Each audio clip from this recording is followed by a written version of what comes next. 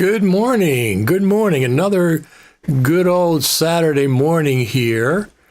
I'm on the East Coast of the good old USA. Everybody else is from all over the world, worldwide. We have a worldwide audience here at Final Cut TV. So let's get some comments in. Our first comments. Mr. Triumph says, good morning from the sunny Netherlands. And he says, sorry, sunny, of course. You probably dictated the thing and it came up sunny, S-O-N-N-Y. Good morning from Jamaica. Absolutely. And our friend Daniel, good morning from Quebec, Canada. And from Lincoln, Nebraska, I know Buddy over there on the X platform. So today we are successfully broadcasting vertically to YouTube, horizontally to YouTube, two different streams, Facebook Live, of course, X platform Live, of course, Instagram vertical on Instagram, and I think Twitch TV. Let me just check. Yes, Twitch TV as well. So if you are watching from any of those platforms, just say hi. Say, hey, I'm from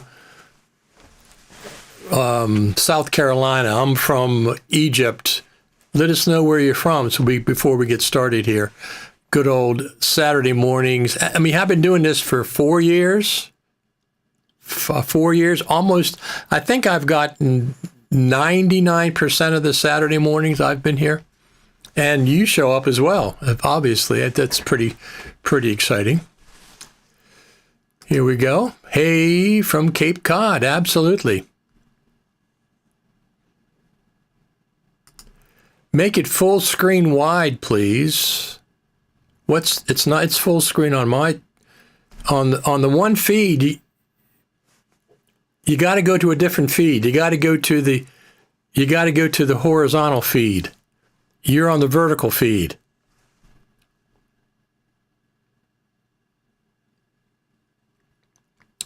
The vertical feed is vertical. It's not horizontal. You're on the wrong feed. Go to the other feed. Let me show you the other feed. So let me copy that for you. I'll copy it right here. Copy.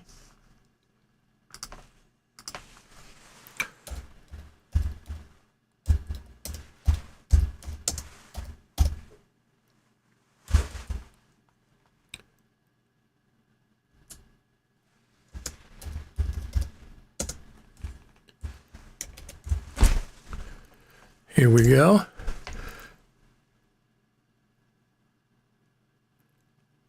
Wow.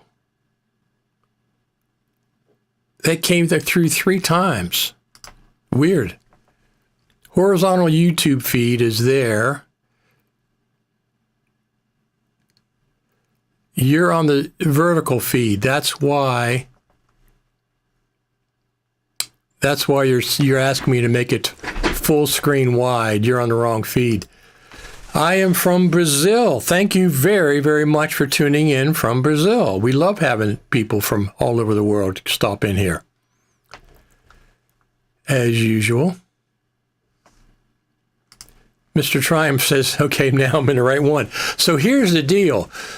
Ecamm, the software that I use, sends out 2 different streams, a vertical one and a horizontal one, to 2 different feeds on YouTube.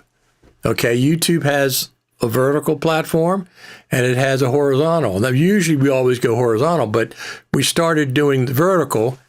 There's 2 interesting things. Well, there's one interesting thing. Separate comments come in from the vertical and the horizontal on YouTube. Because since it's 2 different feeds, I get comments from both.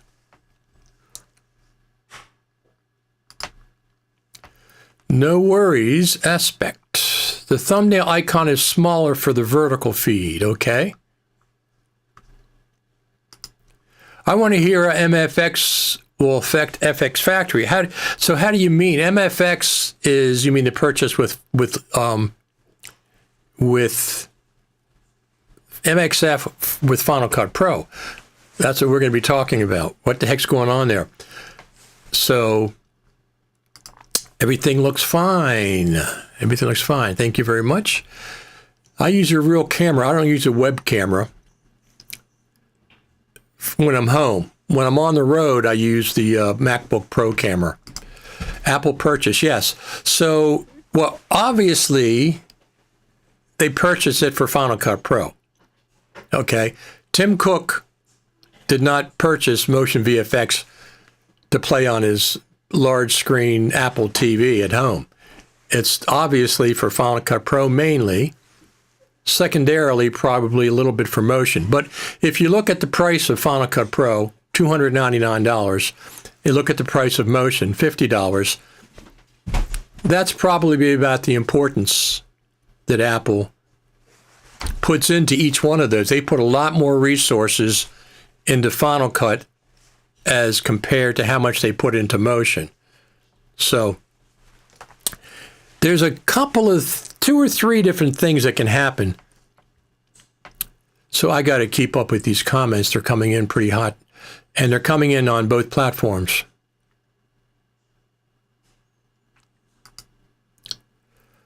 Hello from Denmark. I've decided to learn how to use Motion for fun.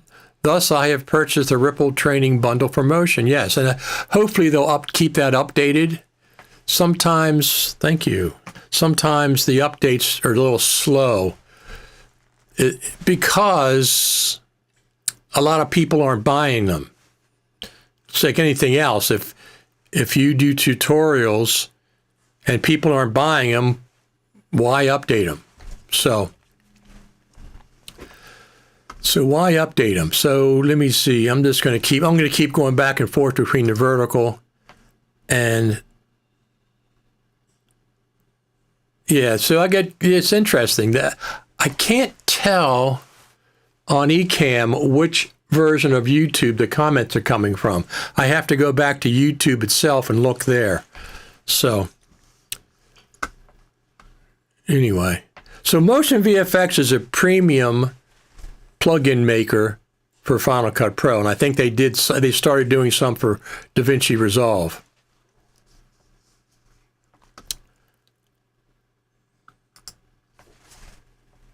Could Motion VFX add a few audio plugins too? Do they do audio plugins now? If they do them now, there's no reason why they wouldn't do them when it's integrated in Final Cut Pro. So they're very busy.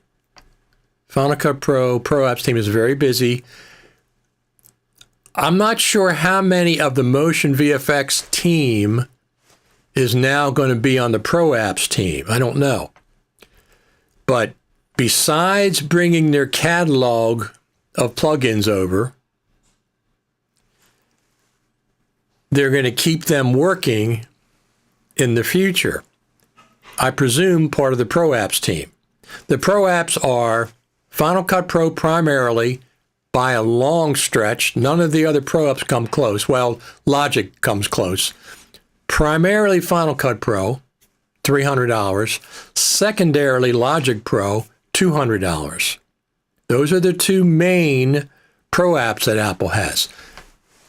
Way below that, Motion for $50, Compressor for $50, Live Stage, I think, is also $50. So these 2 are at the top, Final Cut Pro and Logic, and then way down is Motion, Compressor, and Main Stage. Now, I'm not saying that Motion is not important. I'm just saying that's probably the appropriate resources that Apple has. Most of the resources are going to Final Cut and Logic.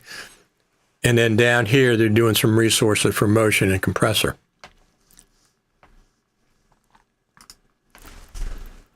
I think they will brought the Final Cut Pro 11 bundle. When I looked yesterday after having bought the Motion bundle, I saw it had been updated to 12. Definitely need a second monitor for running tutorials. They do a lot of DaVinci Resolve tutorials now, right? I think their audience is probably has drifted from Final Cut. The interest in Final Cut has faded from the initial interest as far as tutorials go. First off, there's a ton of tutorials on YouTube. So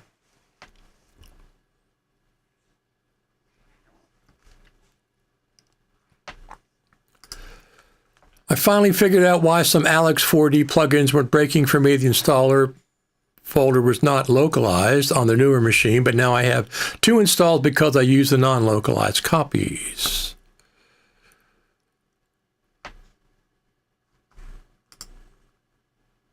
I asked because Pixel Film Studios just added 4 audio plugins for Final Cut Pro. I had to inspect the XML to figure it out. There you go. You are an XML inspector. I dive into XML every once in a while. Every once in a while. Let me just check something. That's okay. We're fine. But we're live on all those platforms, like 5 or 6 different platforms. That's pretty cool. And that's because Ecamm Live, I send 1 stream to Ecamm Live, well, 2 streams. Am I sending them I think maybe I'm sending them 2 streams. I'm sending them the horizontal, and then I'm sending them the vertical stream too. So that's what it seems like. Maybe, yeah, it has to be. I have to be sending them 2 streams. And then they distribute the horizontal stream to Facebook Live, YouTube Live, Twitch TV, Instagram gets the vertical, and X platform. I get a kick when I go on X. People are over there, not over there, but I mean, over the last year or 2, people saying, oh, I'm going to quit. I'm going to quit and go to Blue Cry, where all the crybabies go over there. But they're back on X now. They're coming back on X. And sometimes they come back on X to complain about X. Why do that? That's like going on a Avid forum to complain about Avid, or a Blackmagic forum to complain about DaVinci Resolve if you're a Final Cut Pro user. You left, go stay with the platform that you left for. I have an account on Blue Sky. I have an account on Instagram. I have an account on whatever else is out there. I reserve them when they first come out to reserve my name. Hello, Richard. Milcor Pictures. Absolutely glad you could make it again this morning. So we got a lot of things. There's a lot of things in the mix for the future of Final Cut Pro.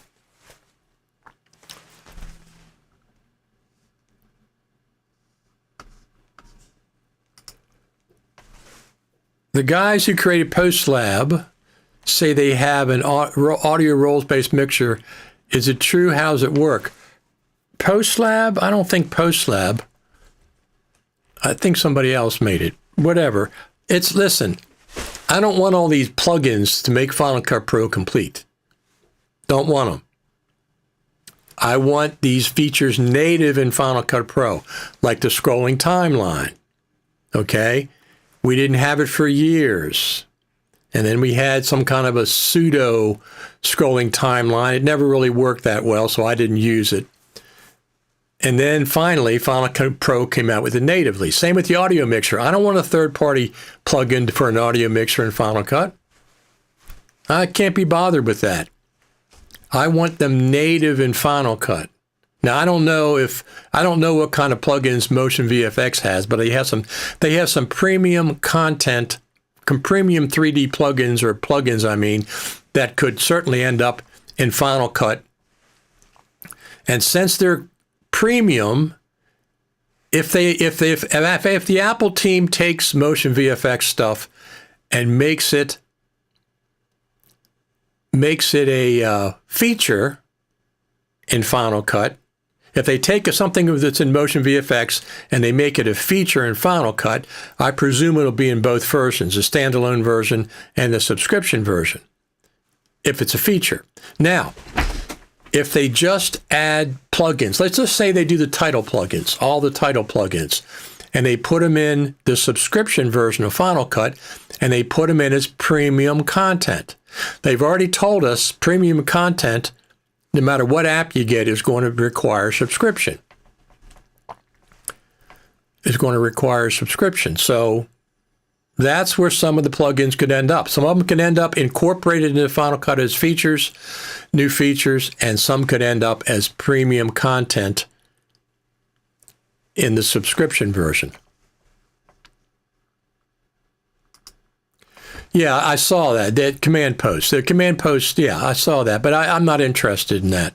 I'm just not interested in having a third-party plug-in for an audio mixer. I'll use Logic Pro or I'll use DaVinci Resolve, which has a beautiful, Fairlight is a beautiful, beautiful audio mixer built into the app. No plugins, please. Not for something as important as that. I'm not interested.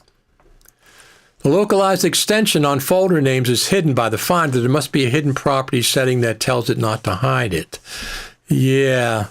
You can look at your invisible folder structure in Final Cut. It's a keyboard shortcut. You can do that.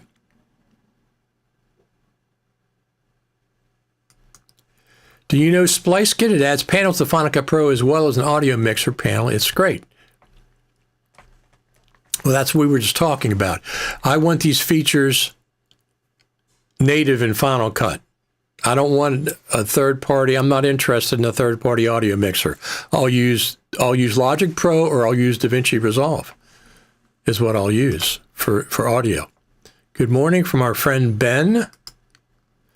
Some is stock effects and some added premium content. Got it. That's what I'm thinking.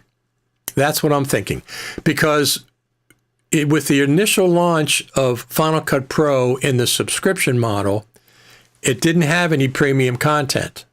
It had no premium content. Keynote had premium content. Maybe Pages had premium content that's only available in the subscription. Final Cut Pro did not have any premium content. Period. This package certainly, especially the titles and stuff, are going to be added as premium content. Absolutely. Hello, Richard. Sheta 22. Tell me where you're from. I don't, just so we know, because you're new to the stream, I think. Tell us where you're from.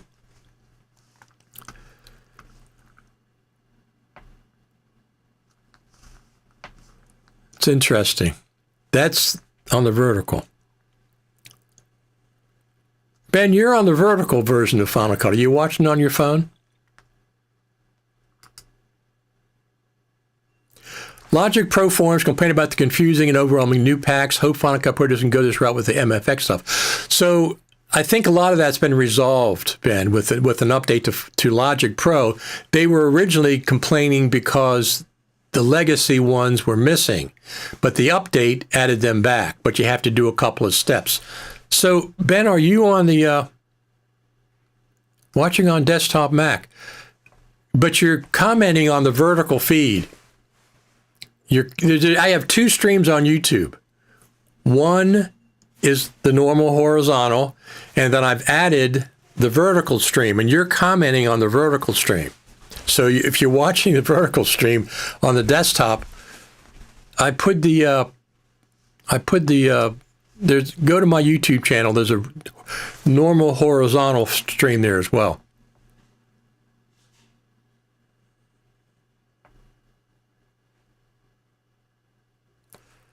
So he says horizontal, but I see vertical forced into horizontal.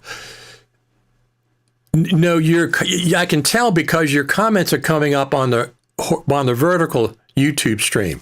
Two different feeds. Your comments are coming in the vertical stream, which is unusual.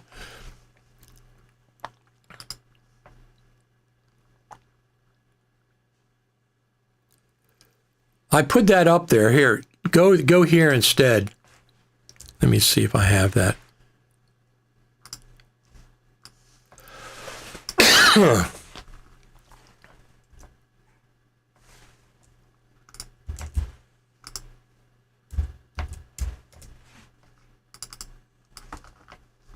Going to put it up there for you.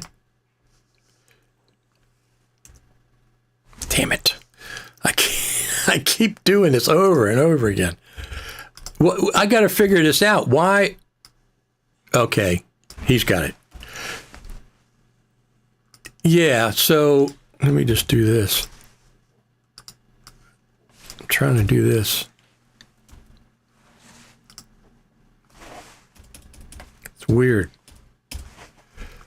I'm trying to make a comment. Okay, got horizontal now. Yeah, so I have two different streams. So if it looks vertical, find the other stream. Ah, you're from India. Fantastic. Big thumbs up for that. Worldwide. Delhi, India. Very, very cool. Thank you for tuning in. We always like that. I am going to do this preview mode and bring that over for my preview monitor if I need to do that. I usually don't have to. But, you know, it's weird. Post? No. Huh. I can't delete it. Oh, there we go. There we go. Now I deleted it. We got a lot of people watching, of course, from around the globe today, around the world. So I'm on the good old East Coast of the good old USA, and it's warm today. It's been warm. It's like springtime weather, finally. Finally.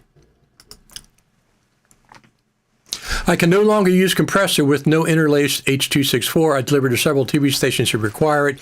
Using handbrake now, extra time, extra work. Oh, well. Yeah, I don't know. That's just bizarre that they did that.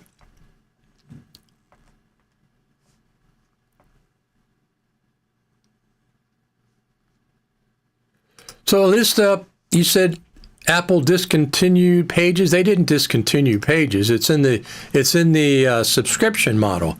You don't have to buy the subscription to get an update to Pages. You don't have to buy a subscription to get an update to Pages. You can just update Pages in the subscription and don't agree to get a subscription.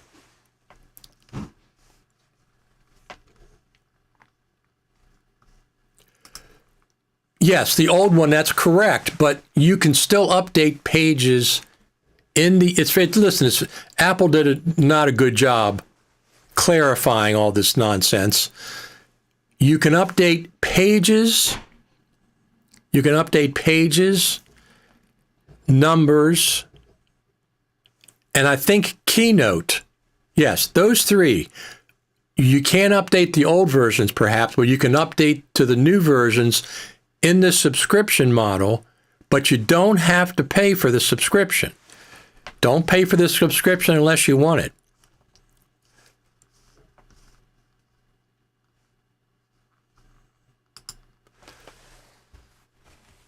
Ben, just use the older version. I haven't updated mine yet. I haven't updated Logic either. Well, I did update Logic, but I made it back up first because I've seen too many problems.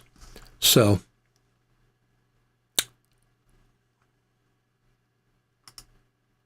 are we confident that Apple will have incorporated motion VFX by end of year? Yes, I'm very confident of that.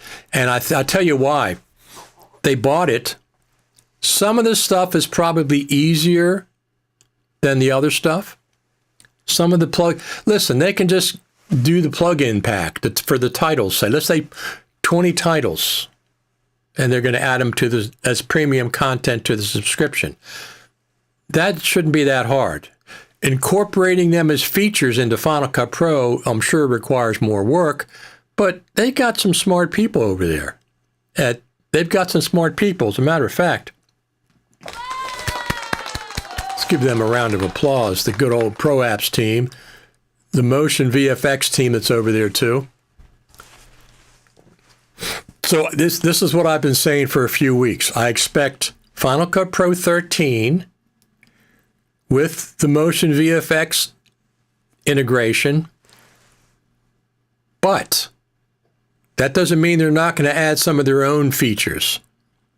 That doesn't mean that Final Cut Pro Apps team is not going to add their own features as well as Motion VFX.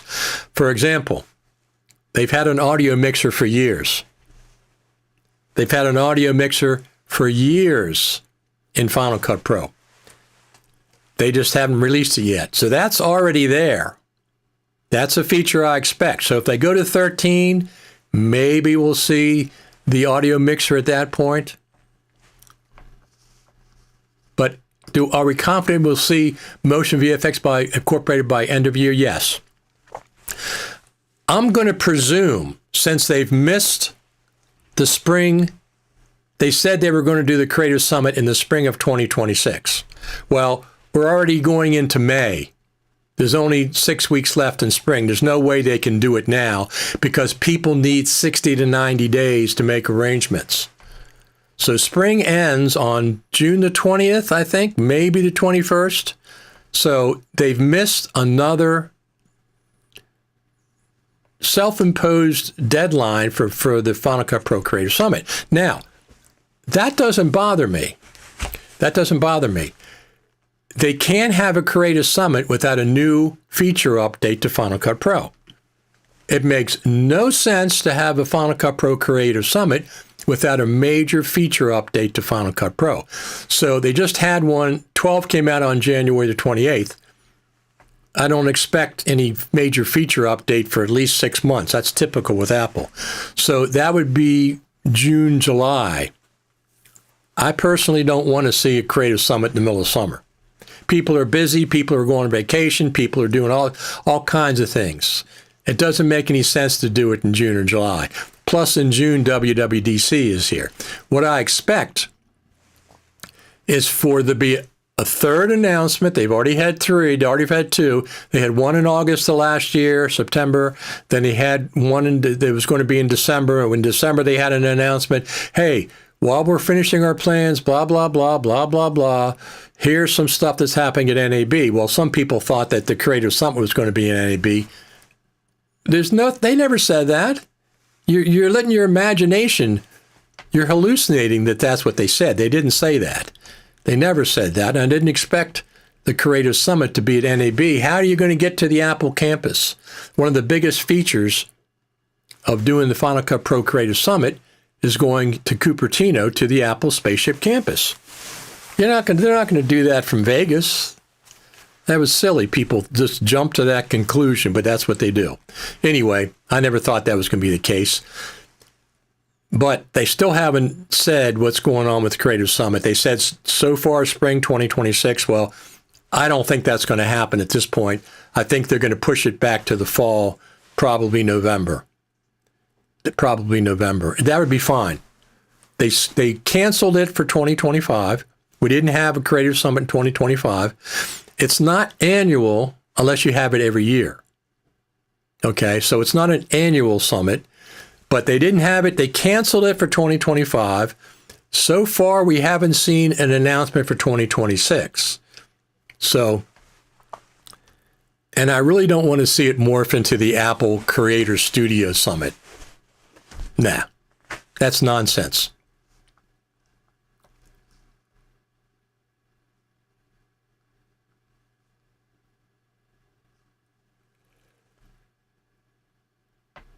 Okay, so are we confident that Apple have incorporated Motion VFX by the end of year? At least the initial, yes. I absolutely think we're going to see Final Cut Pro 13 announced at the Final Cut Pro Creative Summit, and the big part of that is going to be Motion VFX, maybe text-based editing, maybe a roles-based mixer, native. I don't care about the other ones. They're going to make an offer with Motion VFX. I hope they don't cancel the plugins we've already bought. I hope so too. Motion VFX integration by summertime. That's what I think. Digiscoop, the mixer should absolutely be built in. We want text-based editing, true sound mixer, and a better color corrector. That's the way forward to attract more professionals. So I know about the mixer and text-based editing. What do you need for better color correction? Tell me what you need that Final Cut doesn't presently have. They have the color board. They have color wheels. They have 4 different ways to do color. So you tell me what you need. I'm curious what you need. I have the patent filing Apple made years ago for roles-based audio mixer. If anybody wants a copy, give it to the Pro Apps team. Ben, I think they lost it.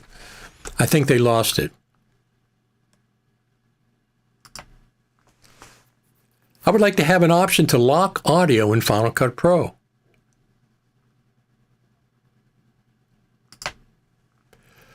I don't get why people are annoyed about the press, subscribe, and opening page. Please subscribe and opening pages. For me, it's just another option, like all the layouts that I'm not using. Okay, here we go. Pages and keynote and numbers are included with any new Mac, period. They cannot mess with that other than premium content. Exactly. But you have to, in order to update those, you have to do the subscription version. But that doesn't mean you have to buy the subscription. Those updates are only in the subscription version at this point.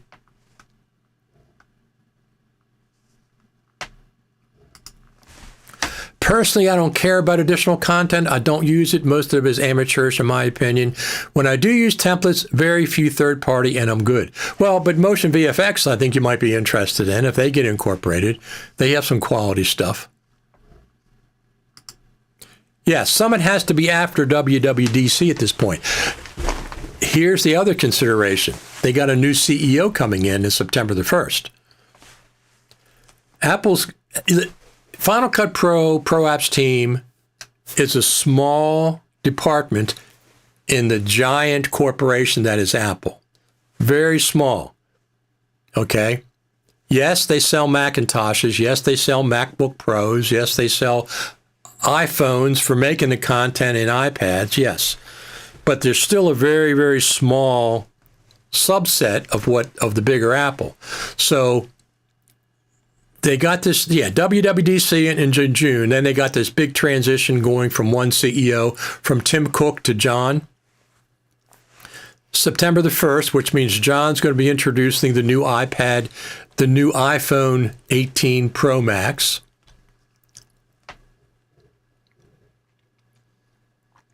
So there's a lot going on with Apple right now. Final Cut Pro is not top and center in their minds. It's not like, pay attention to Final Cut Pro. That's what we want. That's what we want as Final Cut Pro editors, but I'm telling you, Apple corporate does not look at it that way. You all know that. I've tried several third-party color grading tools. None impressed me much, and I used to teach it at LSU. Thus far, the old free version of Pages is still compatible with the mobile version. The files can be edited with both. I would think that would continue.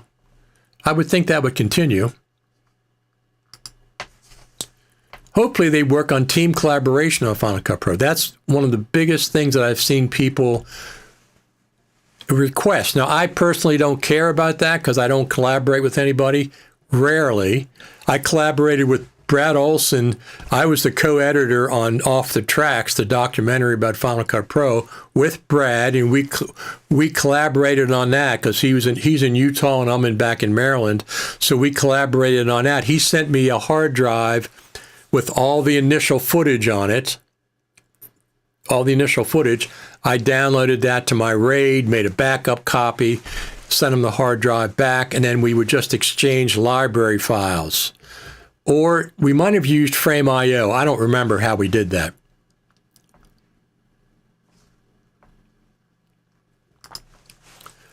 We use Motion VFX templates when I co-ran a TV station, but very few. Not impressed with templates. Very impressed with the plugins that give functionality. MOT was amazing, serious game changer. Right. That's what I mean. I think some of that stuff's going to be native features in Final Cut. And if it's a native feature, I expect it to be both in the subscription version and the standalone version. The fact that they're selling the standalone version of Final Cut Pro right now in April 2026, they can't abandon it. They can't say, give us $299 for this, and then a month later they abandon it. They're going to have to keep on doing feature updates for that as well as the subscription version. And numbers, absolutely. Let's take a look outside. It's sunny, but everything's turning green, isn't it? It is. Let me just mute that. Why is that coming through? I was out there mowing grass this morning.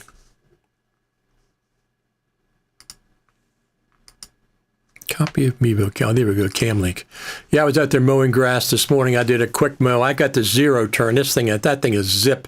It zips around. It's really, really good. It's very fast and efficient at cutting. And numbers, of course, and numbers. Yeah, it's a good question. How does Color Finale compare to other grading solutions for Final Cut? So people that do serious color work seem to be not satisfied with the color tools in Final Cut. I don't do much color work, just basic stuff. I use the color tools built into Final Cut, and I don't have any problem. Most of my stuff's on the internet. It's on YouTube, Facebook, etc. So the tools are fine for me, but the people that are much more sophisticated in coloring often complain about what's available for Final Cut. So I don't know exactly what's going on. Yeah, I'm going to go back. I'm going to keep on checking on the vertical comments. There we go. Yeah, the vertical comments have stopped for right now. I don't think all these sophisticated color tools are necessary. They're not necessary for me, although improving color, and somebody gives a tutorial and say this is how you use it, that's fine. That's fine. But to a true colorist, if they want Final Cut Pro to be considered top echelon of NLEs, they need to get some of these features in. Well, not only we as users want, but professionals want, and I keep hearing about color. I keep hearing about color needs to be improved in Final Cut. So, I mean, when I open up the color page in DaVinci Resolve, it's very, very complex. It's very complex. So I don't, use it if you know how to use it, of course. I mean, most Hollywood films use DaVinci Resolve for color correcting and coloring? I believe they do.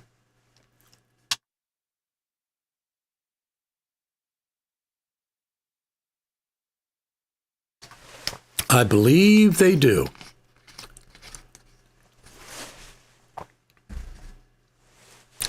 So I have, if you're in Maryland, DC, Maryland area, Virginia, Delaware even, I have a documentary that's showing at a local theater tomorrow, Sunday, at 3 o'clock. At 3 o'clock Sunday, the Greenbelt Theater in Greenbelt, Maryland, my documentary is going to be shown. I did a documentary with local filmmaker Jeff Krulik, K-R-U-L-I-K. You might know him from Heavy Metal Parking Lot, Ernest Borgnine on the Bus, Led Zeppelin played here, a bunch of cult films. And we co-edited, we co-produced and co-directed a documentary, and it's being shown tomorrow, Sunday, at the Greenbelt Theater. Let me pull that up. Let me pull that up here so you can see. Copy of theater. Here we go. So this is the theater, the Greenbelt Theater, the last showing that we had. Inside. Now let me see if I have. Copy of Marquee Theater. Timelines. Where the heck did I do? What did I do with that? Creative Summit, CEO, cameras, compressor. Hold on a second. All right, let me pull it up. Let me pull this up here. This is it. This is the movie that's playing tomorrow at the Greenbelt Cinema, Greenbelt, Maryland. Raz the documentary. This is it.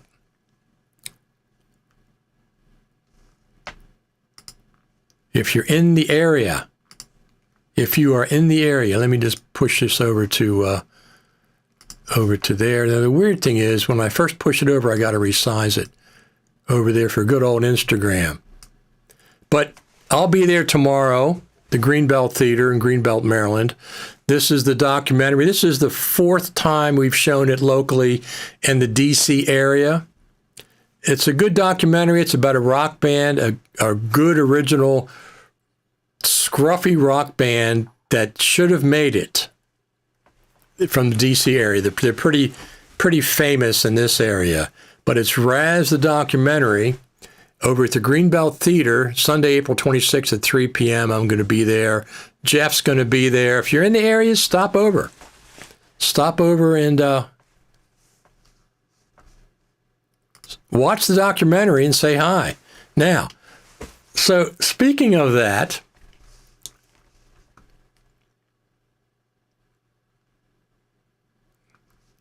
here we go. Some more comments. Got to catch up on them. Team collaboration, if the creator community, FCP's main customer base, will happen if that community needs it vocally enough, in my opinion. Yes, I agree. But I don't know that they do. I guess some of them do. Yeah, sure. Some of them do. DaVinci has taken another step forward with its version 21. I would say DaVinci has taken a big leap forward. They have over 100 new features and bug fixes in DaVinci 21. 100 compared to what did Final Cut Pro do for 12.2?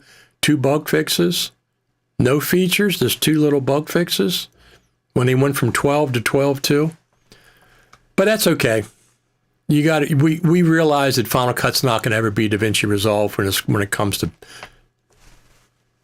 features. Once you learn to use an external color interface, it's hard to go back. Of course, I have no intentions of doing that. Here's what I use. Final Cut Pro, I use it all the time, every day. DaVinci Resolve, I use it once or twice a week. I used it this last week, and I'll tell you what I did. I'll show you what I did. And then LumaFusion on my iPad, or LumaFusion on my iPhone. It is very, very cool. Pay one time, no subscription for that. You got to get a subscription for Storyblocks, but not for LumaFusion.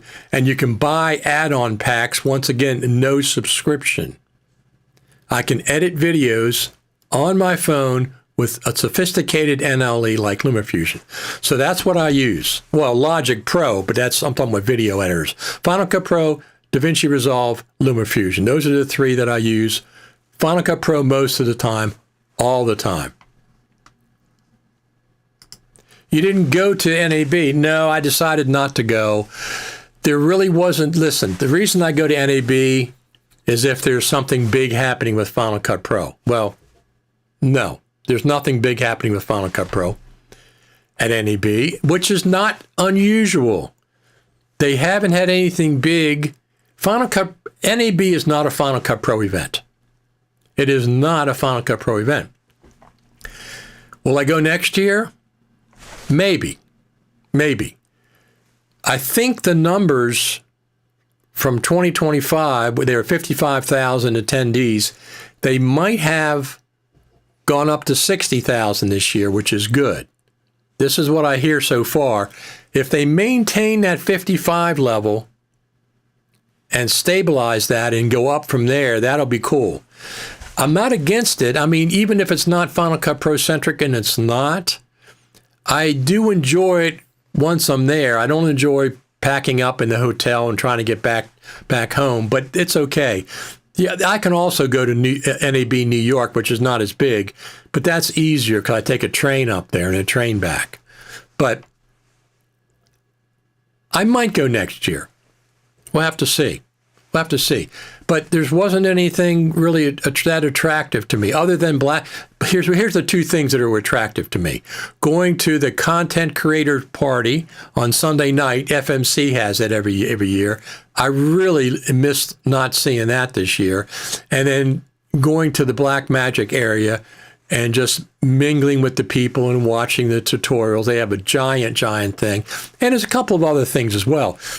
Like I'm interested in the Insta360 Luna, that stick camera with the 2 lenses. Well, they didn't show it. They had it behind frosted glass. some of the influencers got a hold of one, and they talked about it, but they were very restricted on what they could talk about. So I've never had one of those. The DJI came out with the Osmo Pocket 4. So I'm looking at maybe getting one of those too, and right now I'm leaning toward the Insta360 one, but there's no rush. I have 4 cameras that I use, 2 iPhones, a DJI Action 5. I have a drone that I crashed yesterday. I had to buy a new one. I crashed my drone. I have a 4K Mini, DJI 4K Mini. I'm outside filming, right? Outside filming. And all of a sudden, the screen lit up red. Batteries out of power. Initiating return to home. And I'm like, what? And there's trees over top, and it just took off. Ooh, and before I could cancel it, hit the trees, came crashing down. Completely shattered. The good thing is, Amazon has a special right now on the same drone. So I ordered a second one because I got to have a drone. 4K Mini is only $200. Instead of $300, it's 30% off right now. So I bought a second one. But I'll keep the battery. So now I have 2 batteries. But yeah, that was, it recorded the whole thing going up into the oak trees, hit the branches, and then came crashing down. But I didn't get to the cancel return to home button fast enough. It was a shock because I thought normally it gave me a pre-warning that it was going to run out of battery, like 5 minutes before. Hey, pay attention, your battery's getting low. Didn't do it. It just blinking red, battery's out of power, return to home. It was a mess. So anyway, I got a new one coming today. You know, I might go to NEB next year, even if there's not an Apple event. We'll have to see how that goes. In the past, I was always sponsored. I got sponsorship for years. LumaFusion sponsored me. I'm sorry, LumaForge sponsored me for years. LumaFusion sponsored me one time as well. They were a big sponsor. Other vendors have sponsored me. Roger Bolton sponsored me to go to NAB. So if I can drum up enough interest, I wasn't really that active this year to do that.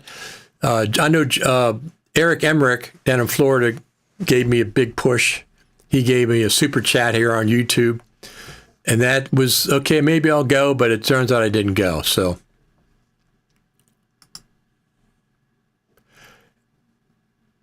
as far as I know, color grading and color finale is layer-based versus DaVinci Resolve nodes-based, 2 different types.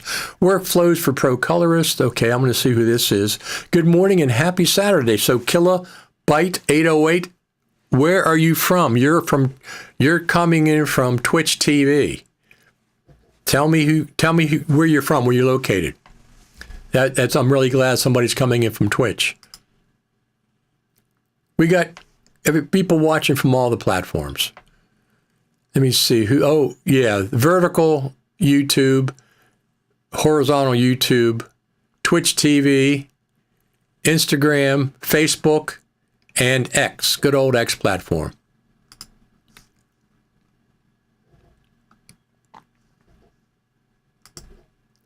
I figured out a little trick. If you don't want more than the bounds of a compound clip to be visible in the parent timeline, maybe different aspects, crop one dimension by non-zero amounts such as 0.001, easier than setting an alpha mask. Yes.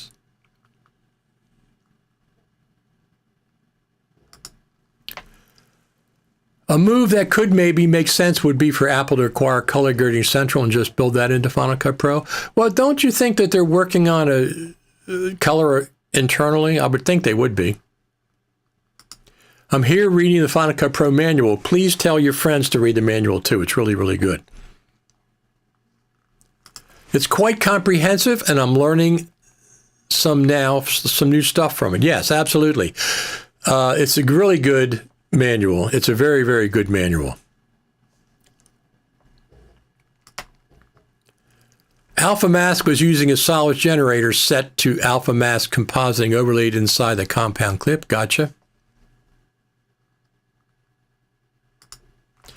Yes, CineD has a good NAB wrap-up, and it's worth watching. So when I go to NAB and when I go to Final Cut Pro Creative Summit, sometimes I do a report for CineD, so I like those people.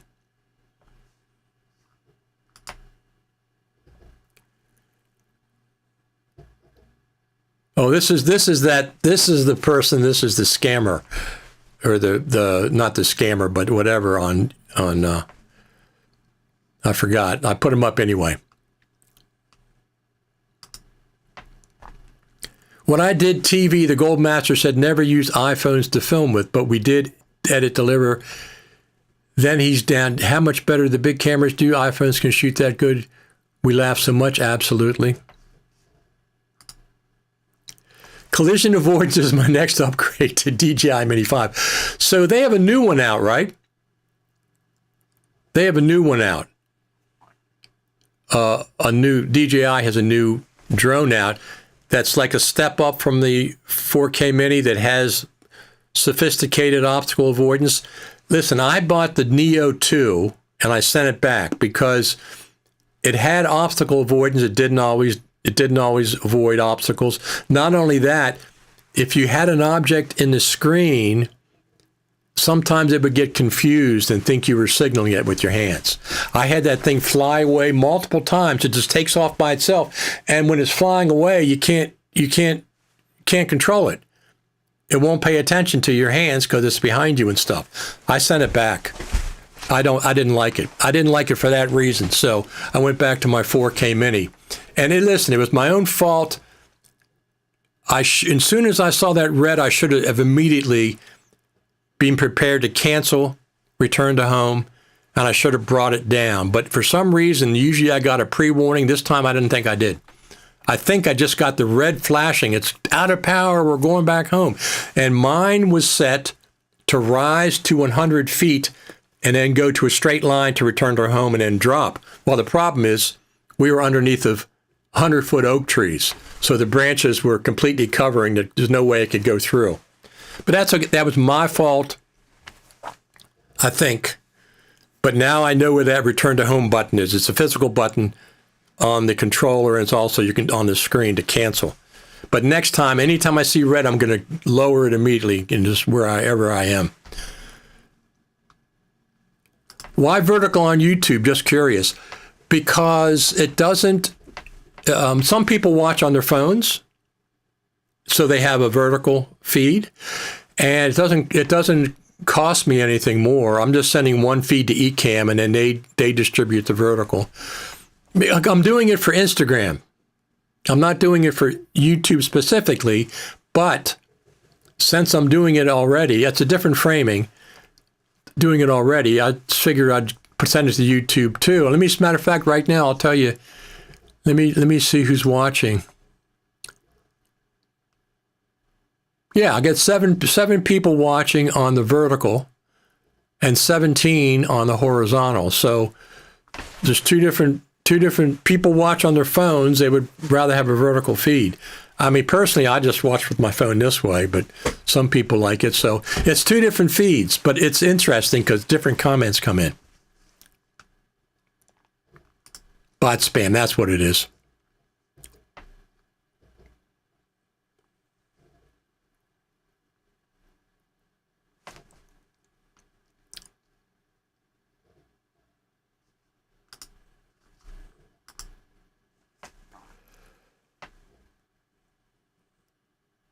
So let me just go over there real quick.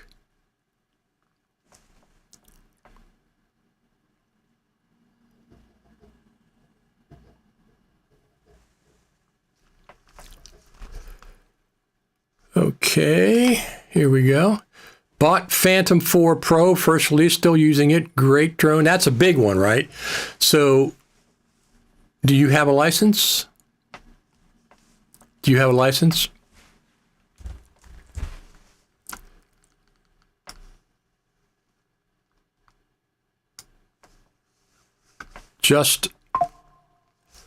I don't have, the 4K Mini is, you don't need a license for it. You have to take a test but it's 249 grams or below, so that's the limit in the U.S. So I'm not getting one bigger than that right now.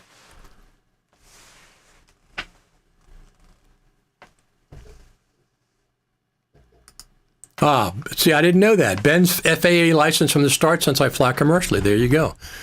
That's exactly correct.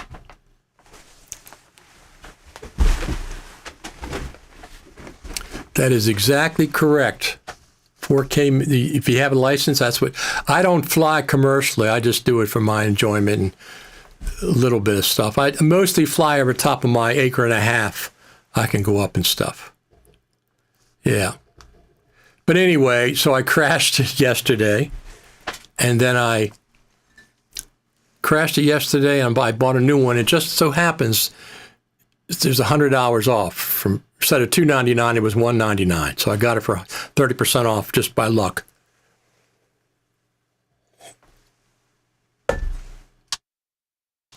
And I have an extra battery now.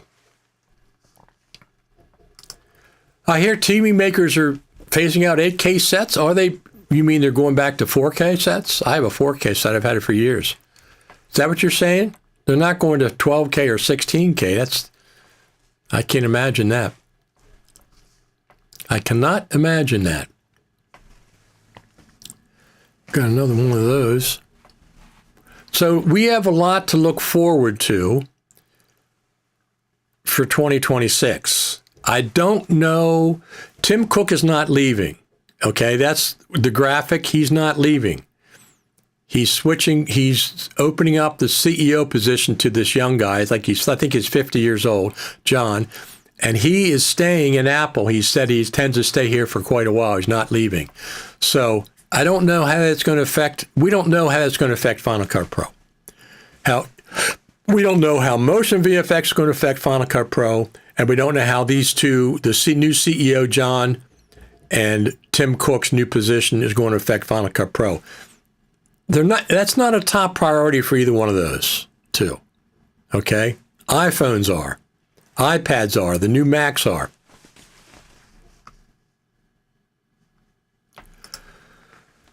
Renting 8K, heard it from Home Theater Geeks podcast. Ah, very interesting. Retiring 8K. Okay. That's interesting. I wouldn't get an 8K. I have no reason for that. 4K is plenty. Plenty for me.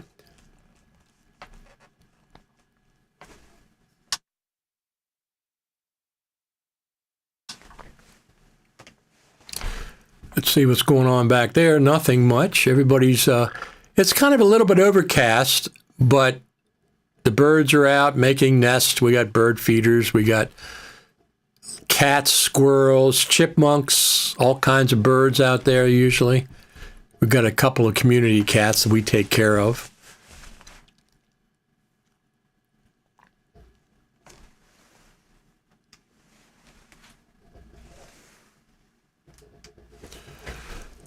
So, what else we got going on?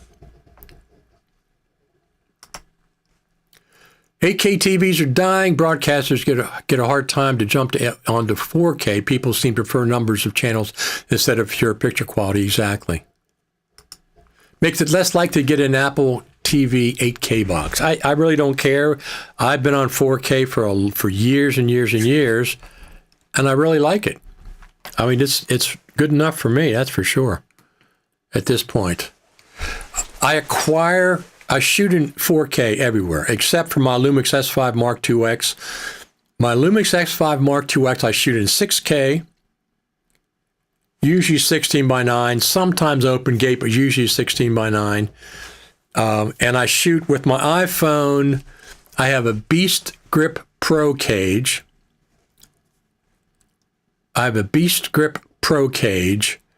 And I hook up an SSD, and I can shoot ProRes RAW open gate, which when you bring it into, it's open gate. No, I shoot it anamorphically. When I bring it into QuickTime, it's 6,000 pixels, so it's a 2-to-1 aspect ratio. It works out really, really well. So I do that on my iPhone with the external SSD, and a Beast Grip Pro cage system, and I shoot 6K with my Lumix S5 Mark IIX, but most of the time I shoot in 4K. Okay, my DJI Action 5, shoot in 4K. Sometimes 60 frames per second, usually 30, but if I want some extra latitude, I'll shoot 6K.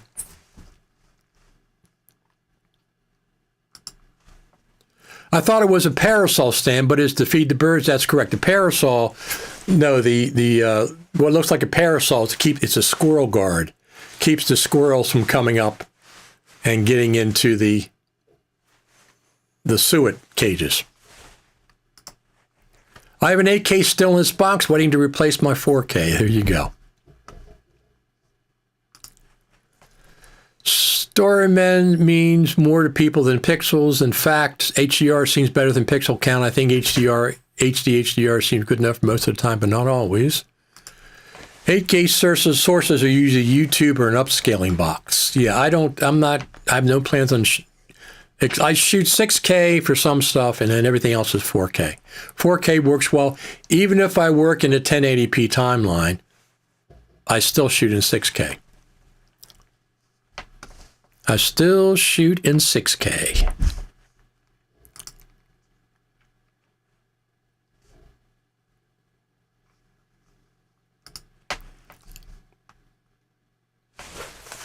All right.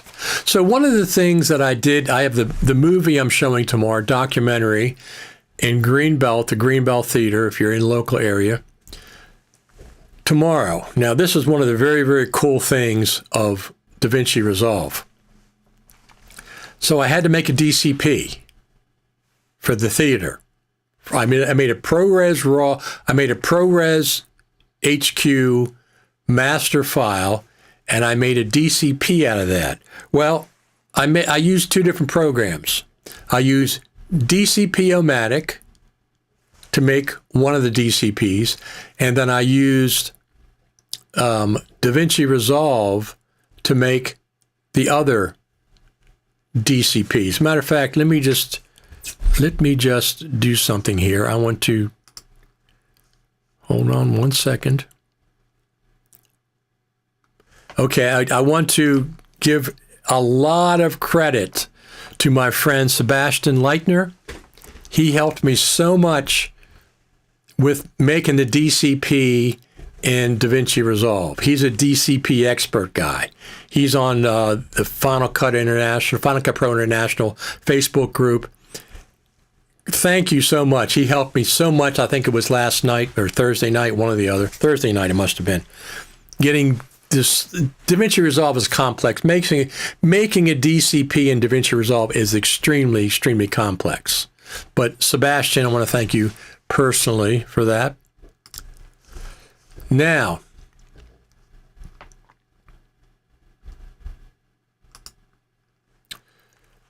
$8K TVs are expensive, plus lack of content. Manufacturers are not making money, so they're scaling back up. Absolutely. For now, an 8K TV is useless. Yeah, I have no plans on getting one. They created technology, but bandwidth is a real thing, and that hard wall for distribution and cost-wise. Yeah, there's a lot of reason not to do 8K. I don't care. 4K is great. Become a standard. I shoot 6K sometimes, and even then I'll still scale it down to a 4K or 1080p timeline. So, but anyway, let's go over here for a second. Let's go over here for 1 second. So here's what I did. I made two DCPs. Let me go back to here. I made two DCPs, okay? I made one in DaVinci Resolve, one in DCP-O-Matic. I used two different ones. This is what I wanted to see which one was that I liked better. This is how I did it. I went in DaVinci Resolve. Hold on a second. Why is that down there? Cameras, that's why. So I went in DaVinci Resolve, loaded up the two DCPs in dual timelines. So one of the timelines is the Resolve DCP, and one of the timelines is the DCP-O-Matic DCP. And I was comparing them back and forth. This is dual timelines in Resolve. This is one of the reasons. It is so, so cool. I really, really like it. And this is a perfect example. So I could check back and forth between the two DCPs. I have them both up. Top one is different than the bottom, and then I can just play them back. The other cool thing is DaVinci Resolve can make a DCP. Okay? Not only Final Cut Pro can't make a DCP, but Final Cut Pro cannot play back a DCP. DaVinci Resolve makes DCPs, and it can play them back. I may try using the 8K TV monitor as a monitor with my Mac. Ben says, I don't think a change of Apple's CEO will have any effect on Final Cut Pro and related apps at all. Going from Jobs to Cook didn't change anything with them. Although Jobs was involved with Final Cut Pro. I don't think Tim Cook ever been involved with Final Cut Pro. I don't think has he ever even mentioned those words? So Jobs was involved with Final Cut Pro. Jobs is the one, when they canceled Final Cut Pro 7, they took it out of the store when Final Cut Pro 10 was announced on June the 21st, 2011. Apple took it. You could no longer buy a copy of Final Cut Pro 7. Jobs found out about that and made them put it back in the App Store, I think in September or so. So Jobs was, I think, more involved with Final Cut Pro than Tim Cook was, but that doesn't mean that I think there's, I agree with you. I think it's going to be neutral. I don't think there's going to be much of a change as far as Final Cut Pro. I think the biggest change for Final Cut Pro is going to be the motion VFX integration, adding an audio-based roles mixer, adding native text-based editing. These are the big things that will affect Final Cut Pro.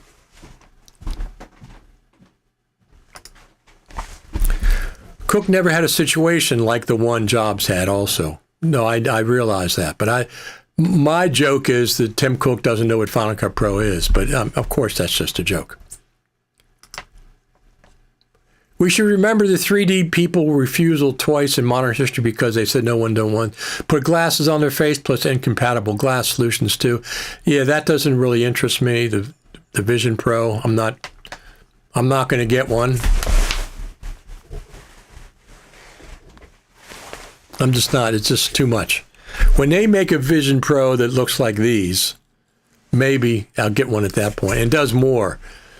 Maybe it does recording built in and stuff. So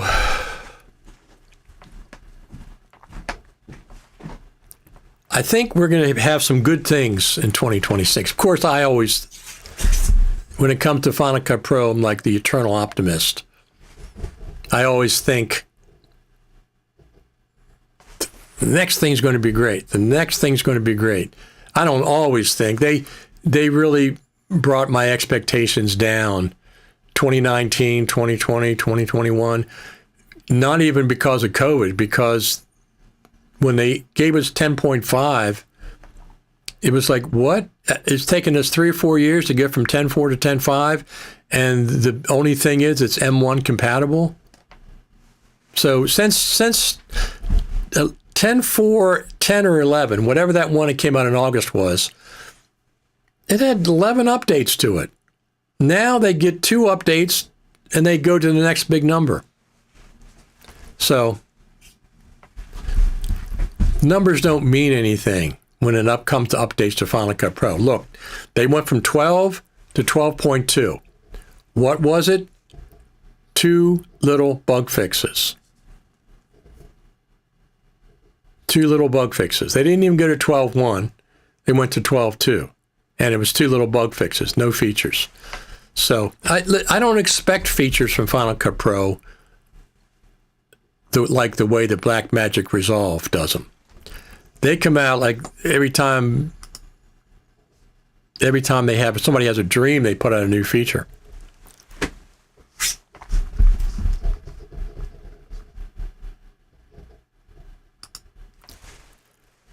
based on what I've read about Terminus, he's pushed Final Cut Pro and related apps to advance more, if anything, but I doubt he's becoming CEO will be noticed in the Final Cut Pro world.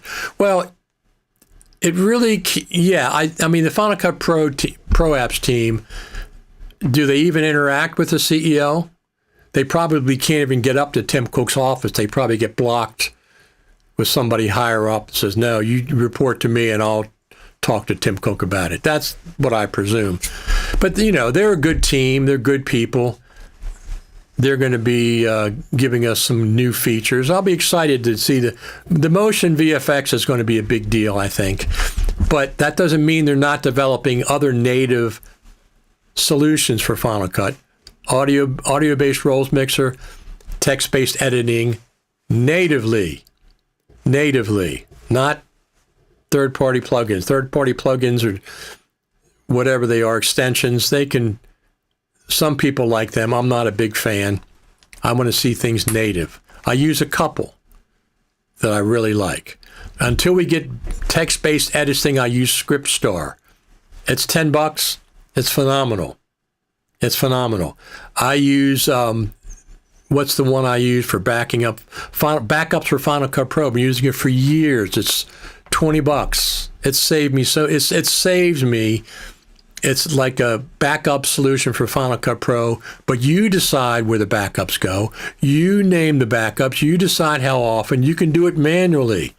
You can do an Apple S in Final Cut Pro and make it save a copy of your current project. So those are the kind of things that I like. There's a couple, of course, with our friends, Lumberjack Systems, Philip and Greg as well. And I have a couple. I have another one from Ian Anderson that I use all the time. It's picture-in-picture effect. Use it all the time. Marketing versus real need. They will never learn it like they have been by a Terminator in one Terminator movie, right? So it's exciting times. I'm looking forward. Here's what I'm excited about for the rest of the year. I'm looking forward to this. The Pocket camera, the little pocket camera, whether it's a DJI Osmo 4 Pocket, or I think it's going to probably be the Insta360 one. They're going to probably be comparable. I'll probably get the Insta360 one. It's got two lenses on it. One's a zoom, one's a regular one. Both of them have 1-inch sensors. Both of them shoot 10-bit log footage now. So I never used one of those. They're just little things. Little thing that sticks up. It depends on how good the gimbal is. But I'll probably get one, carry it with me to have it pull out real quick rather than pulling out my iPhone. And the thing about the gimbal one is, I mean, that one always has a gimbal. My iPhone, I carry it with me all the time, but I don't have a gimbal for it, only if I'm going out specifically. So that's one thing I'm very interested in is the new Pocket cameras that they're coming out with. One of the two, I'll probably get one or the other. But there's no hurry. I will wait until I see reliable reviews comparing one to the other, and I'll make my decision after a few months. Maybe I'll wait till it goes on sale, but I'll probably pick up one of those. And then the other thing, of course, is the iPhone 18 Pro Max, whenever that comes out. September, probably. Right now, I have the iPhone 17 Pro Max and the iPhone 16 Pro Max. So when the iPhone 18 Pro Max comes out, I'll trade in my iPhone 16 Pro Max on the iPhone 18 Pro Max, and then I'll have an iPhone 17 and an iPhone 18. Those are some of my main cameras. And then I'll have the DJI Action 5. I didn't like the 6. It didn't really offer me much to upgrade, so I stuck with the Action 5, which I really like. And I'll probably get one of those little pocket, like I said, pocket cameras. I like the idea that it's on a gimbal, and I like the idea that I can keep it in my pocket. It's not really that much. And I can pull it out and get ready to film right away. I really like that. I can do this with the phone too, but I don't have a gimbal with me all the time. So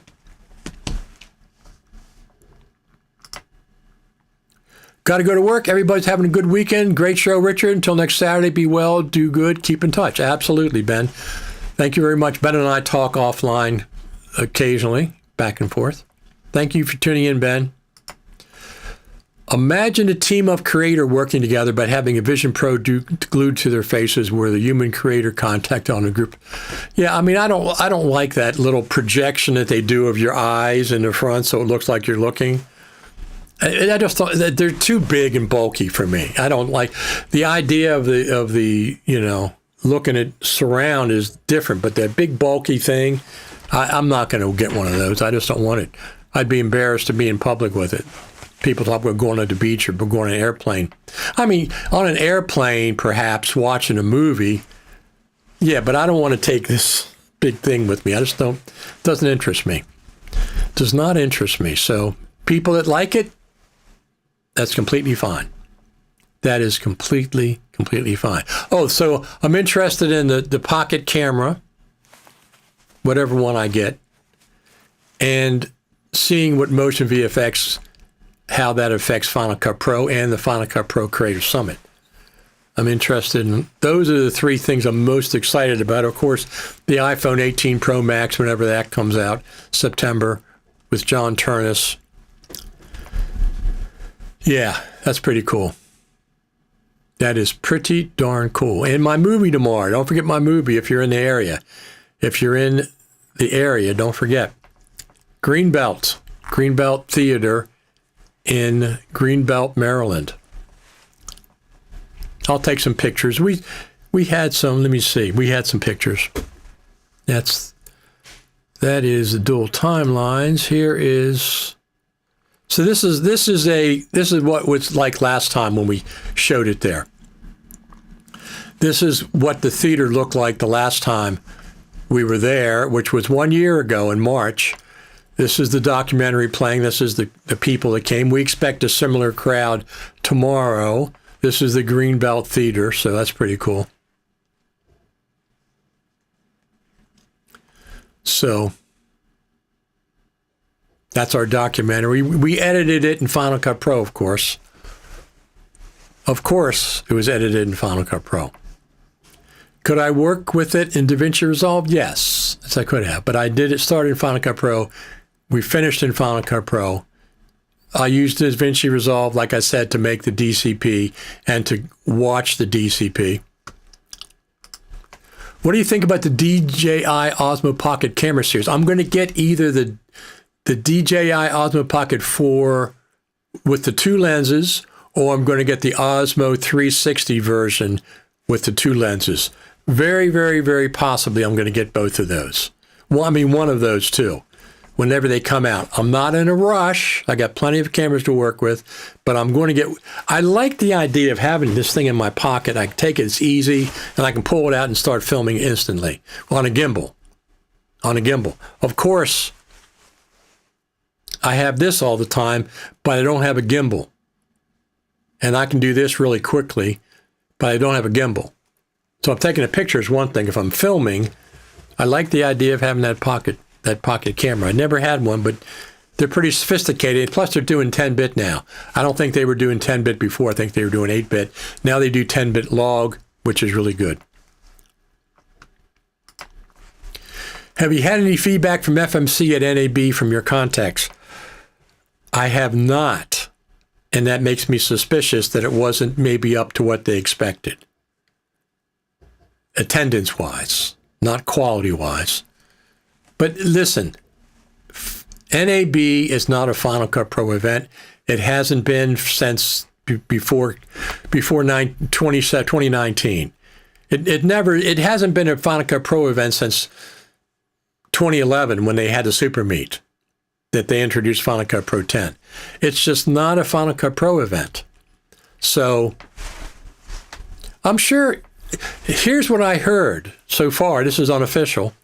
I heard 60,000 attendees, which is up 5,000 from last year. That's great. I don't want to see NAB disappear.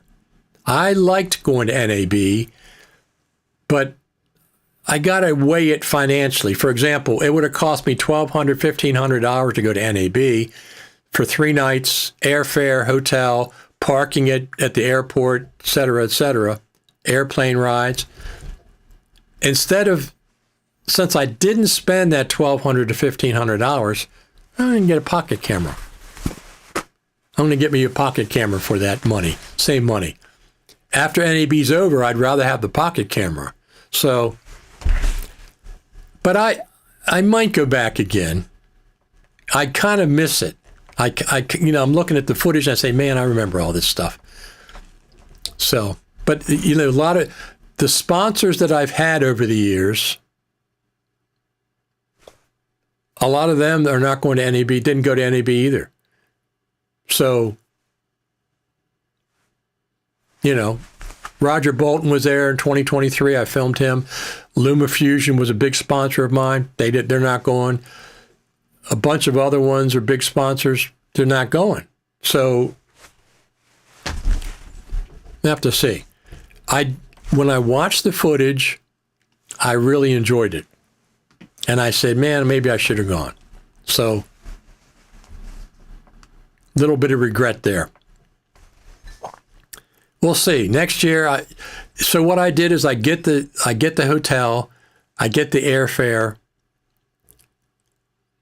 and then I can cancel, which is what I did. I canceled everything. It didn't cost me anything.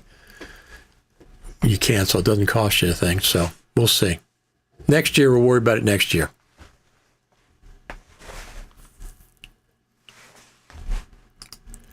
Do you think the Final Cut Pro team and DaVinci Resolve team talk to each other to find the best options to put in each workflow type? I think they have different ideas about it, what an NLE should be. I mean, obviously, some similarities, but I think they're friendly. They're probably friendly. I don't know if they have meetings with them. I like the competition of DaVinci Resolve and Final Cut Pro. I like the competition. So they might have a meeting here and there. That would be fine. That would be absolutely fine if they did. I want Final Cut Pro team to talk to the Logic Pro team and get more integration between those two rather than XML files. XML files have been around forever, and it seems so old-fashioned.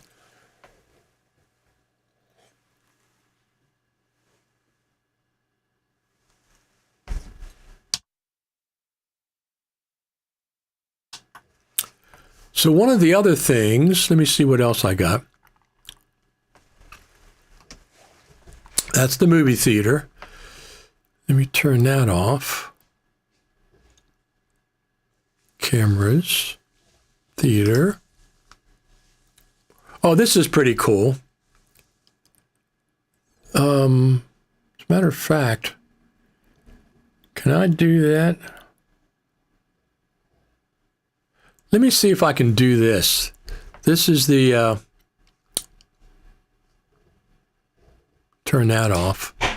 Let me pull this over. Here.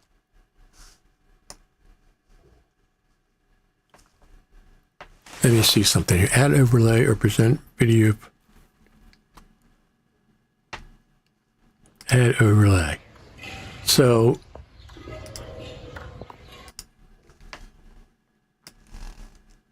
this is the theater. And this is the guy putting up the marquee for the documentary tomorrow.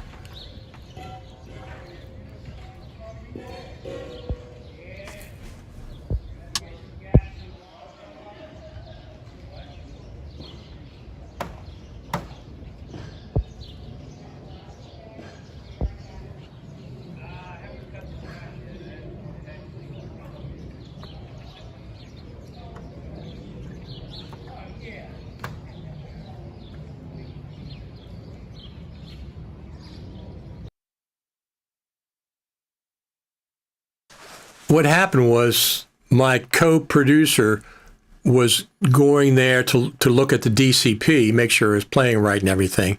And he just happened to get there when the guy was doing the marquee. He just happened to get there, so he pulled his camera out and filmed it.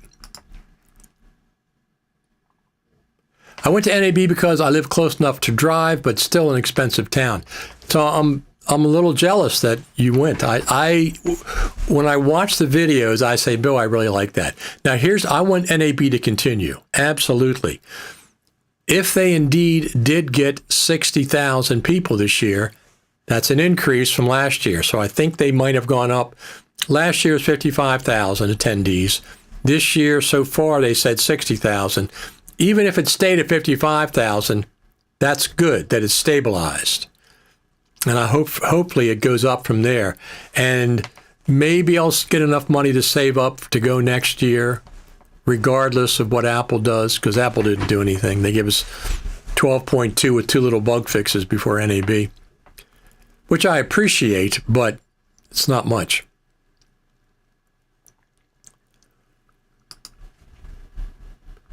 It's impossible, but I can imagine getting our weekly meeting with Rich Dale TV coffee official mug.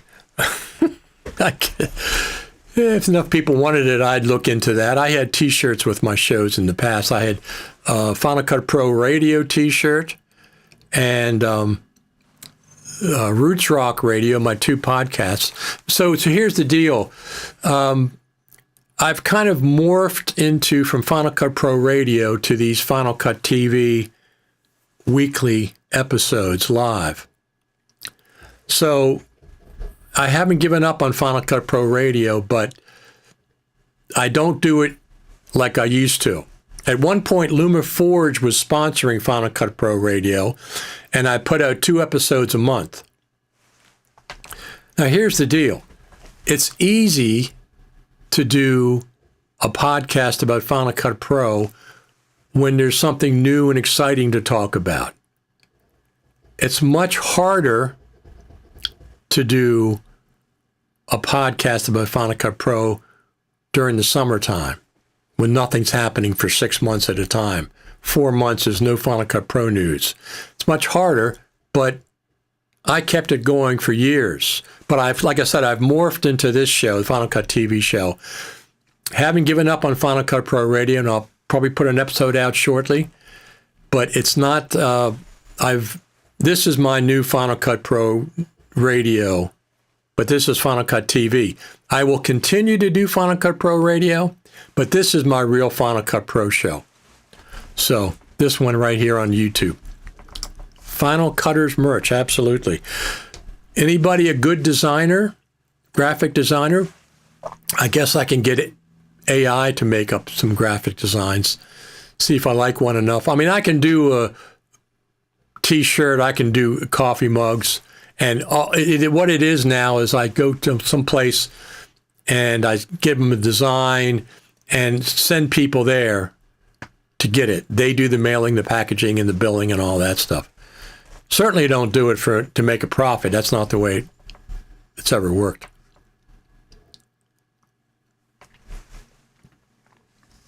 So here's the normal schedule for Final Cut Pro feature updates. 6 months between feature updates, okay? 2024, Final Cut Pro 11, November at the Creative Summit. 2025, Final Cut Pro 11.1 came out in March, right before NAB. September 2025, Final Cut Pro 11.2 came out with the new iPhone. So that's 6 months between those feature updates. So since we got 12 on January the 28th, I really don't expect another feature update for at least 6 months, which puts us into July. I also don't expect a Final Cut Pro Creative Summit unless there's a feature update. So they have to schedule it. The team has to say, when are we sure we can have a feature update for Final Cut Pro? If we're sure we can have one in 6 months, let's go ahead and schedule a Creative Summit, because it's really up to Apple. FMC will do whatever. FMC has to wait until Apple is available, and Apple has to wait until they are sure they can get a feature update. So I don't mean a feature update to Pages or a feature update to Numbers or Keynote. I don't care about those. Are just sidecar apps. Main app is Final Cut Pro, $299. Secondarily, Logic Pro, $199. And then down there on the ladder somewhere, where is it? There's Motion and Compressor and Main Stage. And then below that, everything's free. So you can tell by the numbers of what they cost how important they are, or how much time they spend on them. I understand you. With DaVinci Resolve, it would be easy to do even a daily show, but with so rare Final Cut Pro news having this week, Final Cut Pro Mostly show is very hard for you. Must be very creative, Richard. Well, here's the deal. So we come on here every Saturday. Summertime. Let's look at last summer. There was no Final Cut Pro news. For 3 months, 4 months, nothing, zero to talk about. We still came on, and we had a good time, and it's because of you. It's because of all the listeners. As a matter of fact, all the listeners come out. We all like Final Cut Pro.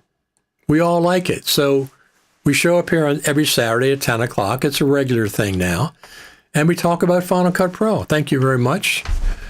We like thumbs up, subscriptions, all that stuff. We're growing. Thank you.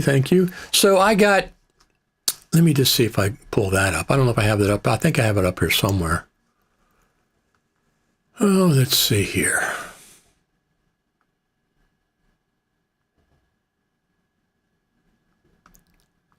Somewhere. Thank you again. You guys are the best.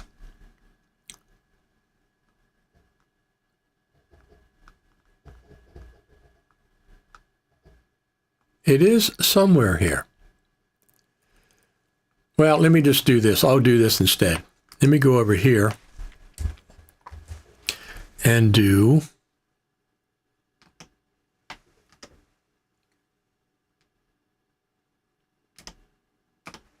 this. I'll show you. Oh, look at that. I'm live on X.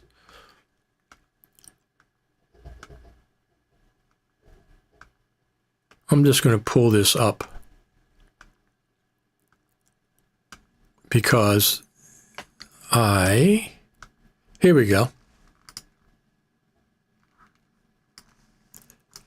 So at this point, pull this up here.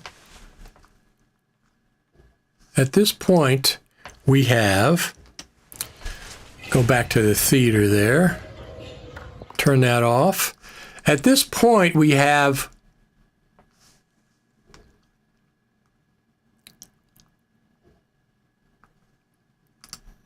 $750,000 plus views on YouTube. I think we're up to 760,000, something like that.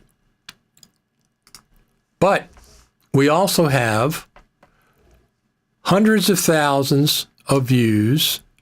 We got 500,000 plus views on Facebook Live. So right there, let me put that over here, duplicate the other screen. Got to put it smaller. So we have to have, right there's 125,000 views between Facebook and YouTube.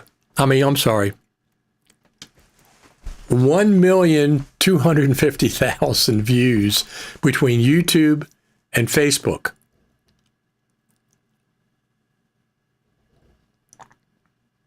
So, and X has hundreds of thousands of views. So we're in the neighborhood of 1.5 million views on YouTube, Facebook, X. We got a new viewer on Twitch TV.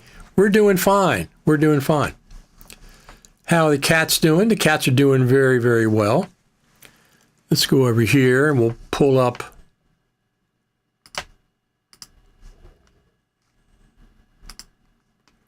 our picture of Lucy, our beautiful cat Lucy. She's a beautiful, beautiful girl. She had some She had to have surgery earlier in the year, and she's doing very, very well. We like our cats. Absolutely.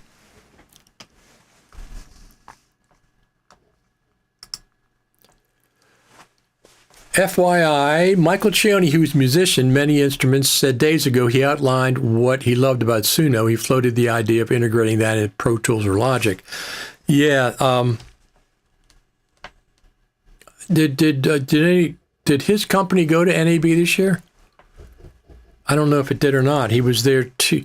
I was there in 2024, and we went to a party, a Michael Cioni party. So I don't know if he was there this year. Was he there this year? I didn't see much information about him.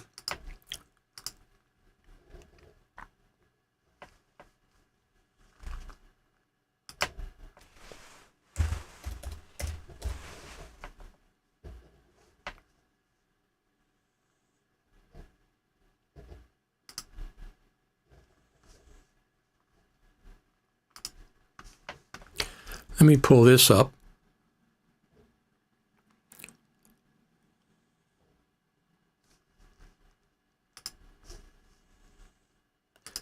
Hold on one second. We're going to play this one video for you.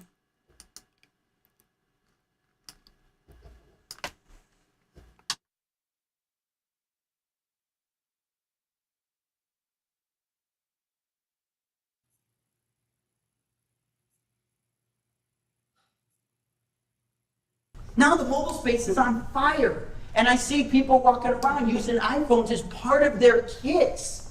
And that's part of their kit. Sometimes it is the kit, right? But for other people, it's an accessory to the kit. That's what Richard's doing right now. It's part of the whole system. It's so powerful and simple. I admire he's got a monopod, he's got dual record audio. I mean, this is it. It's the one-man band is not actually lo-fi anymore. It's amazing. Teams of one were never possible. It doesn't even make sense when you think about it in English. Teams of one. It's like, I'm it. He's it. It's amazing, right?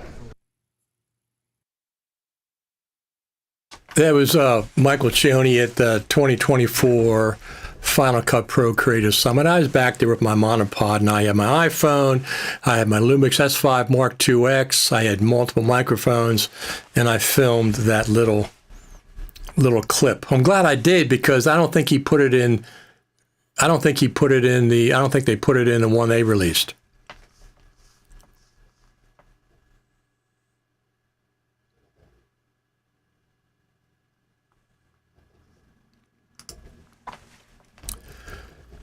The 5.2 update of compressor April 6th removed a few encoding modules, including H.264 and video Apple compressor release page. Right. We talked about that. Let's take Lucy off here. Lucy, take you off. And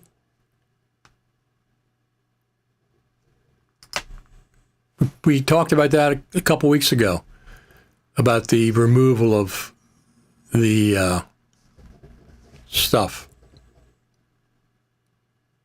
Removes H.264 for Blu-ray, removes support for encoding H.264 interlace video, etc., etc. Yep, we talked about that last week or 2 weeks ago, whenever it came out.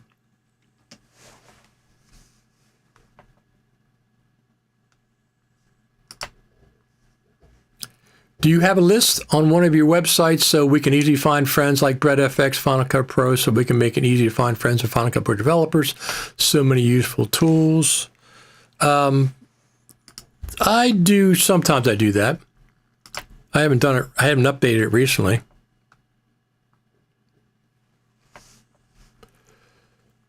It's another comment from the vertical stream.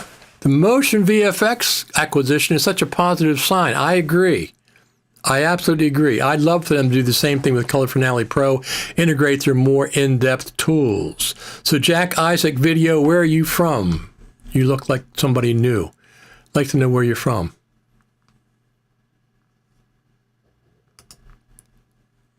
He was there. He was in the NAB wrap-up video. Okay, I didn't see anything posted about from him. on YouTube. I scroll through. I put in NAB 2026, and a lot of different companies came up. I just didn't see his company. Yeah, I'd be surprised if he wasn't there, because he likes NAB, I know. But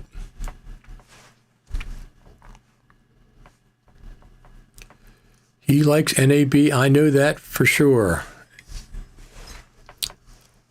As a matter of fact, where is that video details? Let's go here.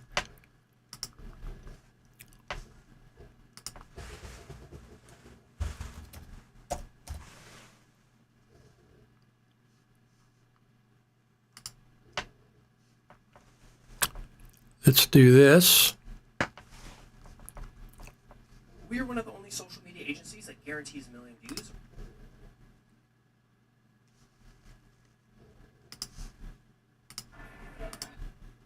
Hold on 1 second. Here we go. This is Strata Party from 2024, NAB. Let's play a little bit of it.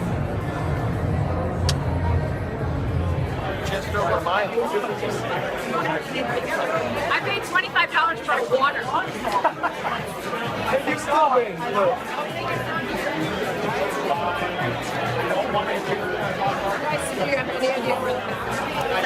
Audio versus visual. Can't do that yet. What we have to do is what's the time?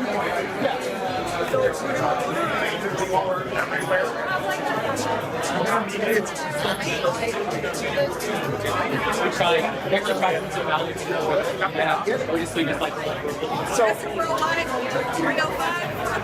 During the rainy season, what was your time frame versus 1 o'clock?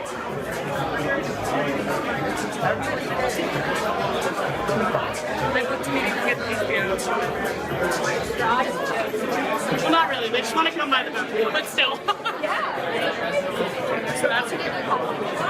I just got this.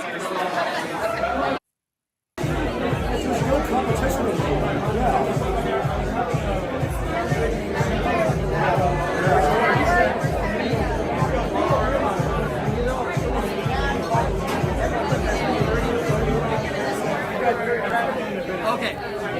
There it is. That's it. He's the guy. Right there. So Michael's always a lot of fun. I always enjoy Michael. I've known him for, through the Final Cut Pro community for years. The Senate D video. Okay, I have to go and watch that now. I haven't seen that.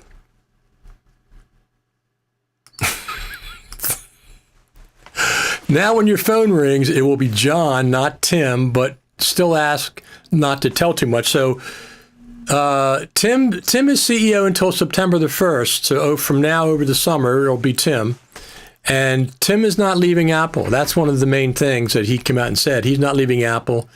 He intends to be there for years to come. So we'll see how that works out. But we'll be talking to Tim still. Oh, can't say anything. As a matter of fact,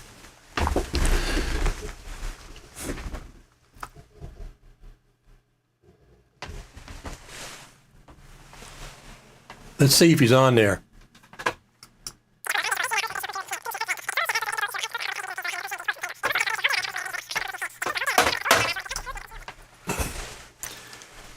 Still there.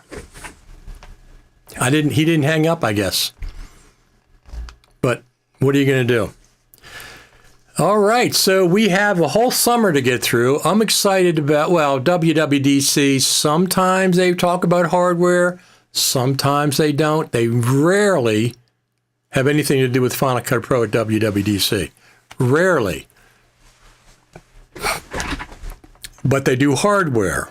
The 2019 Mac Pro was announced at WWDC. But I don't think there's ever been a Final Cut Pro update, feature update at at WWDC. WWDC. Met him in Amsterdam in the old creative meets around IBC. Absolutely. Absolutely. Yeah, I've met him probably for the first time at a Creative Summit. He's been on the show. I've interviewed him on Final Cut TV. It's on my YouTube channel if you want to see that, just me and him. So, yeah, I've known him for quite a while in the Final Cut Pro community.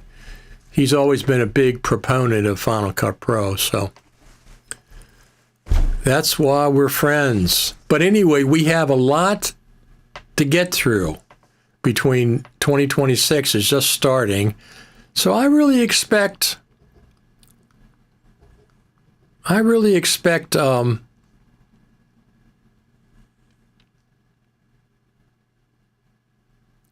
here we go.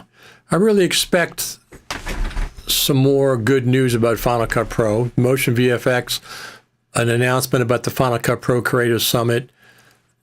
I'm just going to say Final Cut Pro 13 at the Final Cut Pro Creative Summit, and that's going to be the one with Motion VFX, with Motion VFX integration. That's what I think. That's what I think. But don't forget to subscribe. Hit that notification, subscribe over there on the YouTube channel.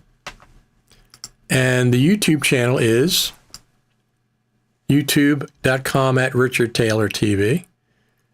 Same with all my social media, that's some form of that, typically. Typically, that's some form of that. Let's see who's watching from where. Somebody's watching from Twitch TV. Of course, most of the viewers are from X and horizontal and vertical YouTube. Both. Horizontal and vertical, both. But anyway, we're working on, listen, I'm not a quitter. I don't start a podcast and then quit it and then come back years later. That's not what I do. Like I said, the Final Cut Pro Radio podcast has morphed into this Final Cut TV show, the weekly show. We've been on for 4 years, still doing Final Cut Pro Radio as an audio-only podcast. As a matter of fact, I've even started a Final Cut TV podcast. I'm going to have clips related to Final Cut Pro on that. I've already got a couple. I've got about 4 podcasts that I'm doing right now.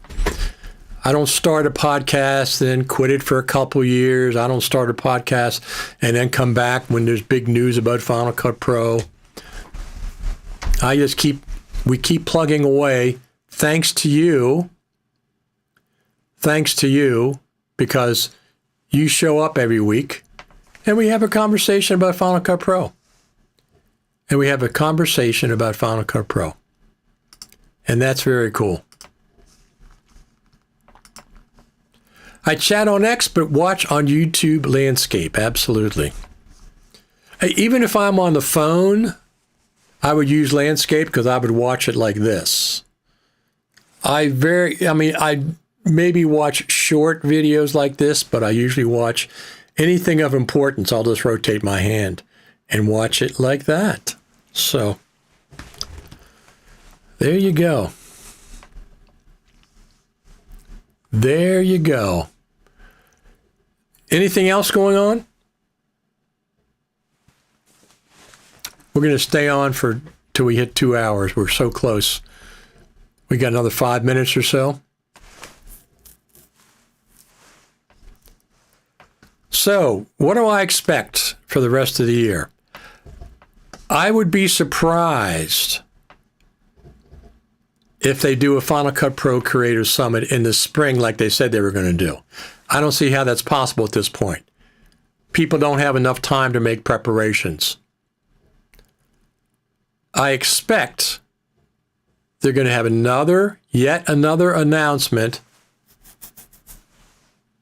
that they're going to have it in the fall, November. But do we believe them? And when I say they, I don't mean FMC. FMC does what Apple tells them to do. Okay, it's not FMC. They're ready to go whenever Apple says we're ready to go. Apple delayed it last August, and that's okay. because they weren't going to have a Final Cut Pro feature update ready for November. That's the reason. They said, we'll make an announcement at the end of December about the Final Cut Pro Creative Summit. Well, the end of December came and they said, oh, we're going to do this advanced Final Cut Pro track at NAB. And while we're making our plans for 2026, well, some people thought the NAB track at NAB was going to be the Final Cut Pro Creative Summit. I said, that's not what they said. They didn't say that. I don't know why you're jumping to that hallucination, but that's not what they said. And of course, there was nothing at NAB. They had some classes, but they were Apple Creator Studio. Apple Creator Studio. So it morphed in from a Final Cut Pro workflow exclusive to Apple Creator Studio, and they had a little keynote, had little pages, had little numbers, it had a little Final Cut Pro, a little bit of motion, but it wasn't an exclusive Final Cut Pro, and it certainly wasn't. Nobody ever said it was going to be a Creator Studio, but some people kept saying that, and some people kept thinking there was going to be a big announcement from Apple around NAB, and I said, no, they just had 12.2 a couple weeks ago, and there was nothing there. There's just a couple little bug fixes. So I don't anticipate anything from Apple for NAB, which is normal since 2019.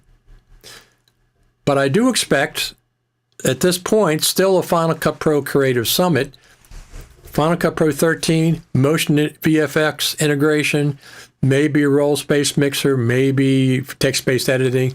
That would be humongous. That would be a phenomenal Final Cut Pro Creative Summit.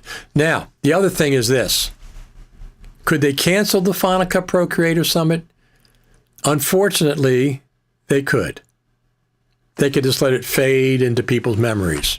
Well, I hope they don't. I hope they don't. Because that's the biggest, most important Final Cut Pro event in the world when they had it on a yearly basis. The biggest Final Cut Pro event in the world. It wasn't the biggest Apple Creator Studio event. 9 apps? Who in the heck cares about going to a conference with 9 apps? We care about Final Cut Pro. It has motion content. Last time in 2024, they spent 10 minutes on stage talking about Logic Pro. So the Pro apps, Logic Pro, Final Cut Pro, Logic Pro, Motion. Those are the 3 main Pro apps that we care about at the Apple Creator, at the Final Cut Pro Creative Studio. They put creator in both words. The Apple FCP Creative Summit. Final Cut Pro mainly, secondarily Motion, a little bit of Logic perhaps. And they have room for other peripherals sessions as well. So, very nice thing you say. Your show is very unique, Richard. I don't see anybody who comes close to what you do for Final Cut Pro users, human connection. This show is about you. This show is about you. It gives a chance for the community to speak up. Apple watches this. The Final Cut Pro team watches this every week. We'll give them a round of applause. The Final Cut Pro team watches this live stream every week, and they see your comments. This show is about Final Cut Pro, obviously, but it's about you. It's about the listeners. This gives a forum for listeners to chime in live every week. That's what this show is. Once in a while, I'll have an interview with somebody. We'll bring guests on occasionally, but this is not a show. This show is not about bringing guests on every week. Once in a while, when I have a special guest, I'll have a special guest. Sometimes it won't even be on this show. It'll be during the week in the afternoon. But this show, Final Cut TV, is for the users to be able to speak up, chime in with your comments live every week. We've been doing it for 3 years, 4 years now. All right, we hit the 2-hour mark. You know what that means? I'm going to get off, get ready for my Saturday night. Tomorrow in Greenbelt, Maryland, I'm doing my documentary, which was edited in Final Cut Pro, of course. A little bit of help from DaVinci Resolve, mostly Final Cut Pro. As a matter of fact, this over here is the poster for this is the Raz, the documentary poster that I have in my background. Let me tell you something. Watching one of your videos on YouTube is really cool, especially if it gets a lot of views. Watching it on the big screen in the theater with a live audience is a whole different level of enjoying the fruits of your editing labor. Every time, it's been amazing.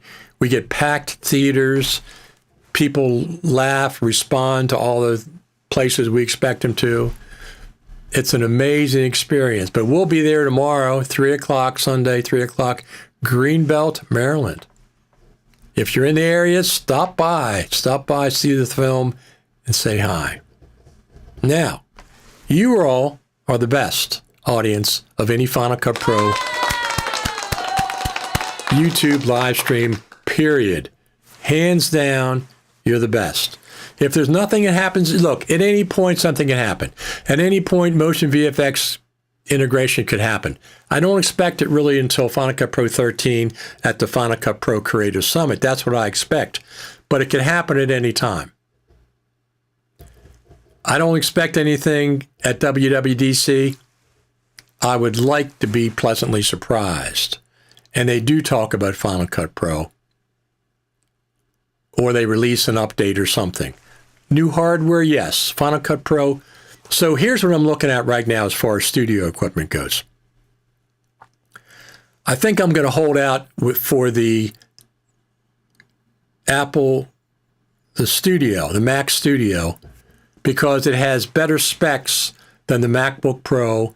The MacBook Pro that's out right now, the M5, except for the M5 chip, has the same kind of specs as my Mac Mini Pro, which is an M4, but same kind of core, same kind of memory, et cetera, et cetera. So I don't want to go just from an M4 to an M5 with the same specs. I'm going to jump up.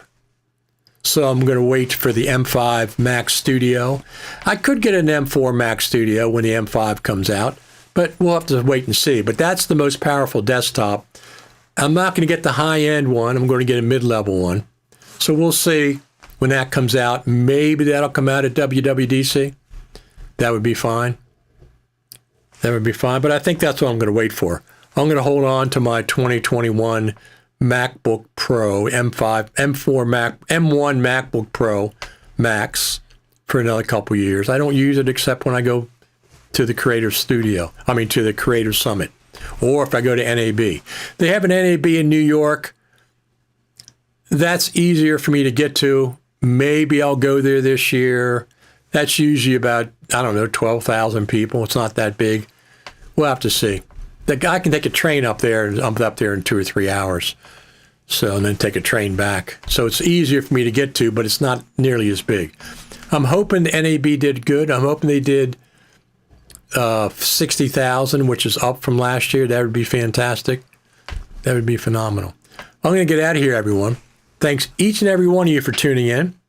I absolutely appreciate it. We have a good time here every week. We're going to continue having a good time. We've been here for 4 years, something like that. Every Saturday for 4 years. I don't quit. I don't quit the shows and then come back to them. I stick with them. That's what takes the most effort, especially during the slow times. It's easy to, what's the expression? These people say, oh, it's easy to quit smoking. I've done it a dozen times. Yeah, but if you quit a dozen times, that means you started a dozen times. Same thing about a podcast. Oh, starting a podcast is easy. I've done it a dozen times. Well, if you've done it a dozen times, if you started one a dozen times, that means you quit one a dozen times. So it's the same thing. I'm steady. I've been broadcasting these live streams for 3 to 4 years. And I've been doing Final Cut Pro Radio before that for years without stopping, without taking any breaks. No vacations, no breaks. It's easy to start one. It's also easy to quit like most people do. They quit, stay away for a couple of years. Oh, look, I'm back. I'm doing another podcast. Podcasts are very popular right now. All right, everybody. Thanks, everybody, for tuning in. My name's Richard Taylor, as you well know. If I don't see you before then, I could come back during the week. You never can tell. Subscribe over there. If I don't see you before then, I'll see you next Saturday. 10 a.m. Eastern Daylight Time. Talk to you later.